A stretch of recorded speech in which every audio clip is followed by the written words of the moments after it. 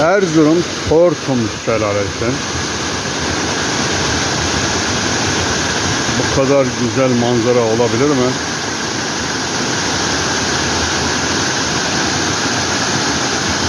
Bayağı yüksekten akıyor. Herhalde bir en az 50 metre var.